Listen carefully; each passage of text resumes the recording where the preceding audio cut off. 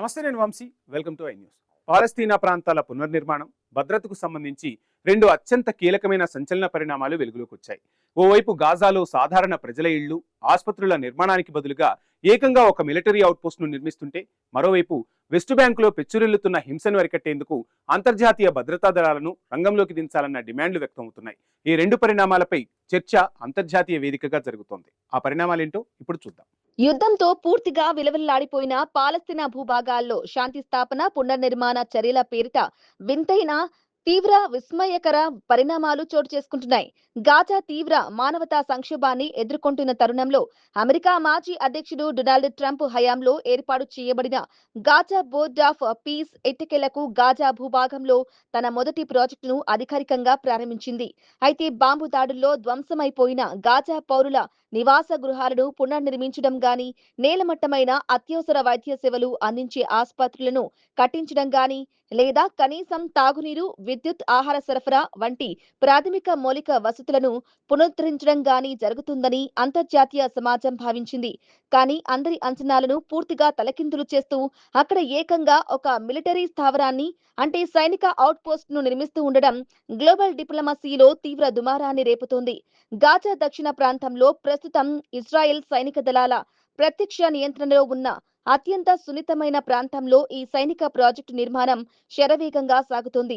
దాదాపు 150 మంది సైనికులు నివాసముండేలా అత్యంత భద్రతా ప్రమాణాలతో రూపొందిస్తున్న ఈ మిలిటరీ బేస్ రాబోయే రోజుల్లో గాజాలో మోహరించాలని భావిస్తున్న ప్రాతిపాదిత అంతర్జాతీయ శాంతి పరిరక్షక దళాల కోసం ఉద్దేశించినట్లు సమాచారం.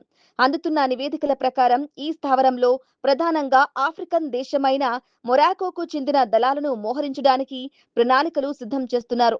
అంతేకాకుండా ఇజ్రాయెల్ ఆర్మీ కంట్రోల్లో ఉన్న ప్రాంతంలో నిర్మిస్తున్న ఈ మిలిటరీ పోస్టుపై ఒకవేళ పాలస్తీనియన్ ప్రతిఘటన దళాల నుంచి ఏదైనా అనూహ్య సాయుధ దాడి జరిగితే అక్కడి దళాలను తక్షణమే సురక్షిత ప్రాంతాలకు ఖాళీ చేయించడానికి ప్రత్యేక ఎవాక్యుయేషన్ ప్లాన్ ను కూడా ముందస్తుగా సిద్ధం చేయడం గమనార్హం. గాజా పౌరుల ప్రాథమిక అవసరాలను పక్కన పెట్టి సైనిక నిర్మాణాలపై దృష్టి సారించడం పట్ల తీవ్ర విమర్శలు వెల్లువెత్తుతున్నాయి.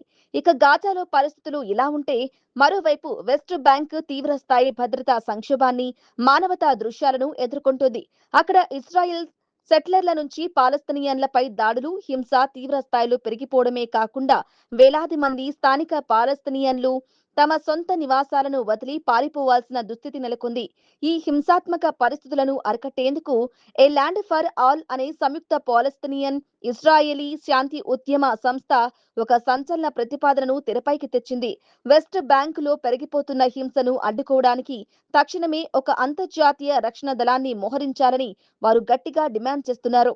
వెస్ట్ బ్యాంక్ లో ప్రస్తుతం జరుగుతున్న దాడులు, స్థానభ్రంశం కేవలం యాదృచ్ఛికంగా జరుగుతున్న వైరి వర్గాల ఘర్షణలు కావు అని, ఇది ఇజ్రాయెల్ ప్రభుత్వం మద్దతుతో వారి పరోక్ష ప్రాపకంతో నడుస్తున్న ఒక పద్ధతి ప్రకారం జరుగుతున్న అధికారిక విధానంలో భాగమని శాంతి బృందాలు బహిరంగంగా ఆరోపిస్తున్నాయి. అంతర్జాతీయ సమాజం కేవలం ప్రకటనల ద్వారా ఈ హింసను ఖండించడం వల్ల ఎలాంటి ఉపయోగం ఉండదని, తక్షణమే అంతర్జాతీయ భద్రతా దళాలు రంగంలోకి దిగి పాలస్తీనియన్లకు భౌతిక రక్షణ కల్పించాలని వారు విజ్ఞప్తి చేస్తున్నారు. అయితే ఈ ఆరోపణలను ఇజ్రాయెల్ ప్రభుత్వం పూర్తిగా తోసిపుచ్చుతోంది.